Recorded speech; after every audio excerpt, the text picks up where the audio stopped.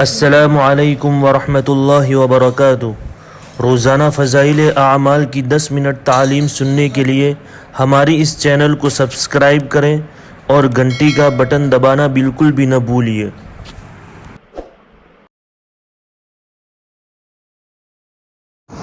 بسم اللہ الرحمن الرحیم۔ حضرت حفصہ رضی اللہ تعالیٰ عنہ کے حالات۔ حضرت عائشہ صدیقہ رضی اللہ تعالیٰ عنہ کے بعد حضرت عمر رضی اللہ تعالیٰ عنہ کی صاحبزادی حضرت حفصہ رضی اللہ تعالیٰ عنہ سے نکاح ہوا۔ حضرت حفصہ رضی اللہ تعالیٰ عنہ نبوت سے 5 برس قبل مکہ میں پیدا ہوئیں۔ پہلا نکاح مکہ ہی میں خنیس ابن حذافہ رضی اللہ تعالیٰ عنہ سے ہوا۔ یہ بھی پرانے مسلمان ہیں جنہوں نے اول حبشہ کی ہجرت کی، پھر مدینہ طیبہ کی ہجرت کی، بدر میں بھی شریک ہوئے اور اس لڑائی میں یا احد کی لڑائی میں ان کے ایسا زخم آیا جس سے اچھے نہ ہوئے اور سن ہجری 2 یا 3 میں انتقال فرمایا۔ حضرت حفصہ رضی اللہ تعالیٰ عنہ بھی اپنے خاوند کے ساتھ ہجرت فرما کر مدینہ طیبہ ہی آ گئی تھی۔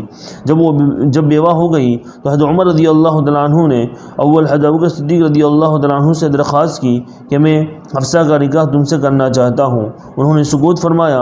اس کے بعد حضرت عثمان رضی اللہ تعالیٰ عنہ کی اہلیہ حضور صلی اللہ علیہ وسلم کی صاحبزادی حضرت رقیہ رضی اللہ تعالیٰ عنہ کا جب انتقال ہوا تو حضرت عثمان رضی اللہ تعالیٰ عنہ سے ذکر فرمایا۔ انہوں نے فرما دیا کہ میرا تو اس وقت نکاح کا ارادہ نہیں۔ حضور صلی اللہ علیہ وسلم سے جب عمر رضی اللہ تعالیٰ عنہ نے اس کی شکایت کی تو حضور صلی اللہ علیہ وسلم نے ارشاد فرمایا کہ میں حفصہ کے لیے عثمان سے بہتر خاوند اور عثمان کے لیے حفصہ سے بہتر بیوی بتاتا ہوں۔ اس کے بعد حضرت حفصہ رضی اللہ تعالیٰ عنہ سے سن ہجری 2 یا 3 میں خود نکاح کیا۔ حضرت عثمان رضی اللہ تعالیٰ عنہ کا نکاح اپنی صاحبزادی حضرت ام کلثوم رضی اللہ تعالیٰ عنہ سے کر دیا۔ ان کے پہلے خاوند کے انتقال میں مورخین کا اختلاف ہے کہ بدر کے زخم سے شہید ہوئے یا احد کے۔ بدر سن ہجری 2 میں ہے یا احد بدر سن ہجری 2 میں ہے اور احد سن ہجری 3 میں، اسی وجہ سے ان کے نکاح میں بھی اختلاف ہیں۔ اس کے بعد حضرت ابوبکر صدیق رضی اللہ تعالیٰ عنہ نے حضرت عمر رضی اللہ تعالیٰ عنہ سے فرمایا کہ جب تم نے حضرت حفصہ رضی اللہ تعالیٰ عنہ کے نکاح کا ذکر کیا تھا اور میں نے سکوت کیا تھا تمہیں اس وقت ناگواری ہوئی ہوگی، مگر چونکہ حضور صلی اللہ علیہ وسلم ان سے نکاح کرنے کا تذکرہ فرما چکے تھے، اس لیے نہ تو میں قبول کر سکتا تھا اور نہ حضور صلی اللہ علیہ وسلم کے راز کو ظاہر کر سکتا تھا، اس لیے سکوت کیا تھا۔ اگر حضور صلی اللہ علیہ وسلم ارادہ ملتوی فرما دیتے تو میں ضرور کر لیتا۔ حضرت عمر رضی اللہ تعالیٰ عنہ فرماتے ہیں کہ مجھے ابوبکر کے سکوت کا حضرت عثمان رضی اللہ تعالیٰ عنہ کے انکار سے بھی زیادہ رنج تھا۔ حضرت حفصہ رضی اللہ تعالیٰ عنہ بڑی عابدہ زاہدہ تھی، رات کو اکثر جاگتی تھی اور دن میں کثرت سے روزہ رکھا کرتی تھی، کسی وجہ سے حضور صلی اللہ علیہ وسلم نے ان کو ایک طلاق بھی دی تھی، جس کی وجہ سے حضرت عمر رضی اللہ تعالیٰ عنہ کو بہت رنج ہوا اور ہونا بھی چاہیے تھا۔ حضرت جبرائیل علیہ السلام تشریف لائے، عرض کیا کہ اللہ جل شانہ کا ارشاد ہے کہ حفصہ سے رجوع کر لو، یہ بڑی شب بیدار اور کثرت سے روزہ رکھنے والی ہے اور عمر کی خاطر بھی منظور ہے، اس لیے حضور صلی اللہ علیہ وسلم نے رجوع فرما لیا۔ جمادی الاولیٰ سن ہجری 45 میں جب کہ ان کی عمر تقریباً 63 برس کی تھی مدینہ طیبہ میں انتقال فرمایا۔ بعض نے ان کا انتقال سن ہجری 41 میں اور عمر 60 برس کی لکھی ہے۔ حضرت زینب بنت خزیمہ رضی اللہ تعالیٰ عنہ کے حالات۔ ان کے بعد حضور صلی اللہ علیہ وسلم کا نکاح حضرت زینب سے ہوا۔ حضرت زینب خزیمہ کی بیٹی جن کے پہلے نکاح میں اختلاف ہے، بعد نے لکھا ہے کہ پہلے عبداللہ ابن جہاد رضی اللہ تعالیٰ عنہ سے نکاح ہوا تھا جب وہ غزوہ احد میں شہید ہوئے، جن کا قصہ باب نمبر 7 کی پہلی حدیث میں گزرا، تو حضور صلی اللہ علیہ وسلم نے نکاح کیا۔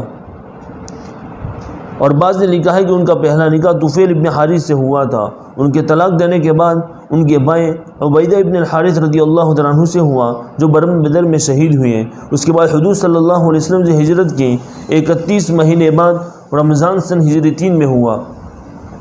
8 مہینے حضور صلی اللہ علیہ وسلم کی نکاح میں رہی اور ربیع الاخر سن ہجری 4 میں انتقال فرمایا۔ حضور صلی اللہ علیہ وسلم کی بیویوں میں حضرت خدیجہ رضی اللہ تعالیٰ عنہ، حضرت زینب رضی اللہ تعالیٰ عنہ، 2 ہی بیویاں ایسی ہیں جن کا وصال حضور صلی اللہ علیہ وسلم کے سامنے ہی ہوا، باقی 9 حضور صلی اللہ علیہ وسلم کے وصال کے وقت تک زندہ تھی، جن کا بعد میں انتقال ہوا۔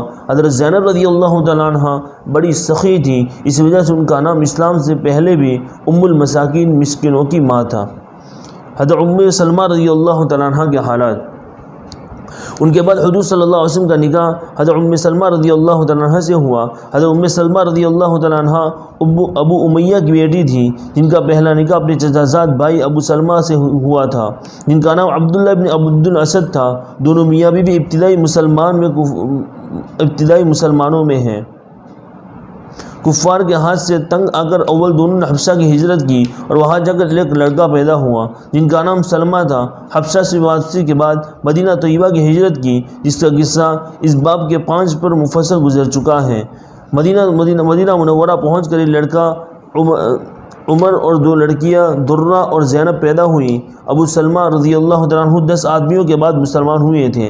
بدر اور احد کی لڑائی میں بھی شریک ہوئے تھے۔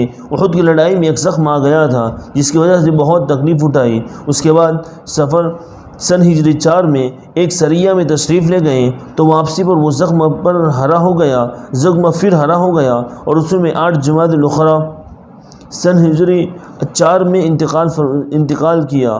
حضرت ام سلمہ رضی اللہ تعالیٰ عنہ اس وقت حاملہ تھی اور زینب رضی اللہ تعالیٰ عنہ پیٹ میں تھی۔ جب وہ پیدا ہوئی تو عدت پوری ہوئی۔ حضرت ابوبکر صدیق رضی اللہ تعالیٰ عنہ نے نکاح کی خواہش فرمائی تو انہوں نے عذر کر دیا۔ اس کے بعد حضور صلی اللہ علیہ وسلم نے ارادہ فرمایا۔ انہوں نے عرض کیا کہ میرے بچے بھی ہیں اور میرے مزاج میں غیرت کا مضمون بہت ہے اور میرا کوئی ولی یہاں ہے ہی نہیں ہے۔ حضور صلی اللہ علیہ وسلم نے ارشاد فرمایا کہ بچوں کا اللہ محافظ ہے اور یہ غیرت بھی انشاءاللہ جاتی رہے گی اور کوئی ولی اس کو ناپسند نہیں کرے گا۔ تو انہوں نے اپنے بیٹے سلمہ رضی اللہ تعالیٰ عنہ سے کہا کہ حضور صلی اللہ علیہ وسلم سے میرا نکاح کرا دو۔ آخر شوال سن ہجری 4 میں حضور صلی اللہ علیہ وسلم سے نکاح ہوا۔ بعض نے سن ہجری 3 میں اور بعض نے سن ہجری 2 میں نکاح ہے۔ ام سلمہ رضی اللہ تعالیٰ عنہ کہتی ہیں کہ میں نے حضور صلی اللہ علیہ وسلم سے سنا تھا کہ جس شخص کو کوئی مصیبت پہنچے اور وہ یہ دعا کرے اللہم اجرنی فی مصیبتی وخلفنی خیرا منہا، اللہم اجرنی فی مصیبتی وخلفنی خیرا منہا، اے اللہ مجھے اس مصیبت میں اجر عطا فرما اور اس کا نعم البدل نصیب فرما، تو اس کو اللہ جل شانہ بہترین بدل عطا فرماتے ہیں۔ ابو سلمہ رضی اللہ تعالیٰ عنہ کے مرنے پر میں یہ دعا پڑھ لیتی مگر یہ سوچتی تھی کہ ابو سلمہ سے بہتر کون ہو سکتا ہے۔ اللہ نے حضور صلی اللہ علیہ وسلم سے نکاح کرا دیا۔ حضرت عائشہ صدیقہ رضی اللہ تعالیٰ فرماتی ہیں کہ ان کے حسن کی بہت شہرت تھی۔ جب نکاح ہو گیا تو میں نے چھپ کر حلا سے جا کر دیکھا تو جیسا سنا تھا اس سے زیادہ پایا۔ میں نے حضرت حفصہ رضی اللہ تعالیٰ عنہ سے اس کا ذکر کیا۔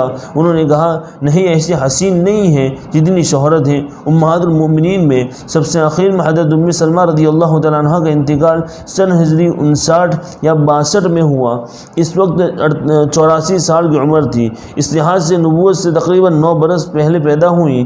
حضرت زینب بنت خزیمہ رضی اللہ تعالیٰ عنہ کے انتقال کے بعد ان سے نکاح ہوا اور حضرت زینب رضی اللہ تعالیٰ عنہ کی مکان میں مقیم ہوئی۔ انہوں نے وہاں دیکھا کہ ایک مکے میں جو رکھے ہیں اور ایک چکی اور ایک ہانڈی بھی۔ انہوں نے جو خود پیسے اور چکنائی ڈال کر ملیدہ تیار کیا اور پہلے ہی دن حضور صلی اللہ علیہ وسلم کو ملیدہ کھلایا جو نکاح کے دن اپنے ہی ہاتھ سے پکایا تھا۔ السلام علیکم ورحمۃ اللہ وبرکاتہ۔